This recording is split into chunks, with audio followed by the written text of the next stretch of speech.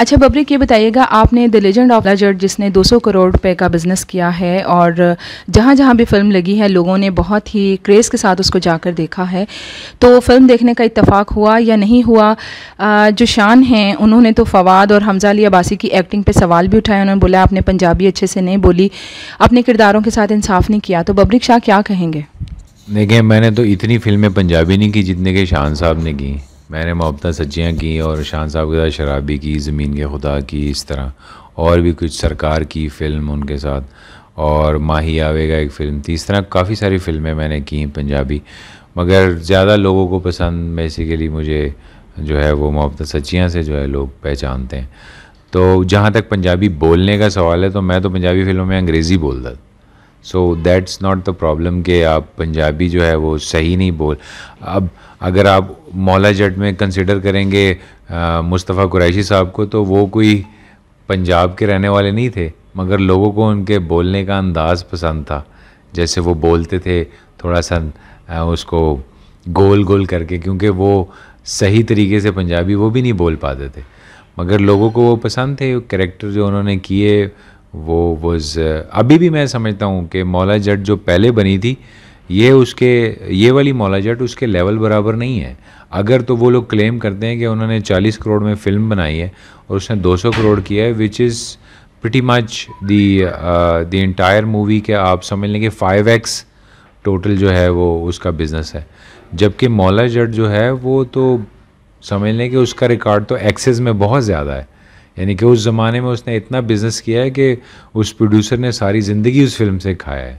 ठीक है, इतना उसने बिज़नेस किया। अभी तो आप समझ लें कि 200 करोड़ किया तो 100 करोड़ तो सीधा गया ना सिनेमा की तरफ, 100 बचा प्रोड्यूसर के पास। तो प्रोड्यूसर जो है उसमें से अपना जो इनिशियल इन्वेस्टमेंट निकालेगा और वो उसको समझ लें कि उसको 60 करोड़ सपोज उसको बच गए, अभी उसने उस पर टैक्सेस भी पे करने हैं। ठीक है, फर्दर जो है डिवैल्यूएशन ऑफ मनी अगर आप देखेंगे तो फिल्म 2015 से अब तक बनी है। अगर वो 40 करोड़ प्रॉपर्टी में लगे होते तो वो इस वक्त रियल में 200 करोड़ होने थे, जो सिर्फ उसी की जेब में जाने थे। ठीक है, जो एक्टिंग में तनकीद की जा रही है, टू बी वेरी ऑनेस्ट मैंने तो देखी नहीं फिल्म, मैंने सिर्फ ट्रेलर देखा है। और उसकी वजह यह है कि मैं मौला जट, पुरानी मौला जट का फ़ैन था, क्योंकि नासिर अदीब साहब ने बहुत अच्छे डायलॉग लिख के वो परफॉर्म किया था, और दोनों ही सुल्तान राय और मुस्तफ़ा कुरैशी साहब वो अपने कैरेक्टर्स में इतने फिट थे कि वो फिल्म जब इन्होंने कहा कि मौला जट, तो मैं तब भी इनको कहा कि ना वो पहले बनी है ना वो दोबारा बन सकती है, क्योंकि वो दो कैरेक्टर्स जो आपस में उनकी डायलॉग डिलीवरी, उनके फेस एक्सप्रेशन, उनके फीचर्स जो हैं वो इतने फिट हैं उन कैरेक्टर्स के अंदर कि वो समझ लें कि दोबारा नहीं कर सकता। अब हमज़ा ने किया तो हमज़ा का तो मम्मी डैडी सा चेहरा है, और दूसरा जो है फाद, वो भी मम्मी डैडी चेहरा है, तो अब वो कहाँ वो उनमें वो मर्दानगी वाली चीज़ें जो हैं।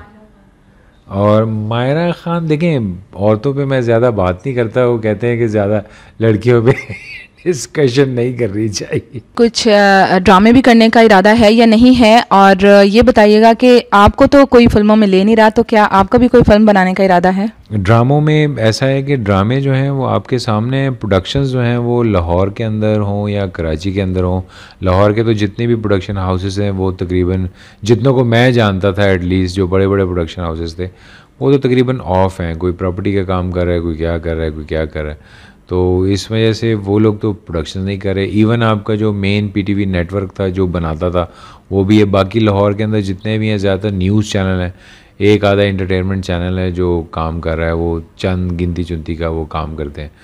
और जहाँ तक कराची की बात है, तो कराची के लोग वहाँ कराची के लोगों से कंफर्ट लेते हैं, यानी कि वो वहाँ के ही नए लोगों को इस्टेब्लिश कर रहे हैं और उन्हीं में ही वो लगे हुए हैं कि वो अपनी कराची की इंडस्ट्री को ग्रो करें। हाँ, तो टीवी में अब मुझे पता नहीं कि नए आप किसको कहती हैं, मैं तो जनरेशन को कंसिडर करता हूँ। अगर आप जनरेशन को कंसिडर, जैसे अब लैला वास्ती है तो हमें देखने को मिलती है तो हम कहते हैं हाँ यार ये आर्टिस्ट है, क्योंकि एक जनरेशन गुजारी है। तायरा वास्ती तो हमें नज़र आती थी तो हम कहते थे कि हाँ यार। इसी तरह जनरेशन टू जनरेशन की बात, ये जो बीच में लोग थोड़ी देर के लिए आते हैं 5-10 साल के लिए बाद चले जाते हैं, तो मैं इनको कंसिडर नहीं करता, बिकॉज ये मुस्तकिल मिजाजी के साथ काम नहीं करते। तो दैट्स द रीज़न।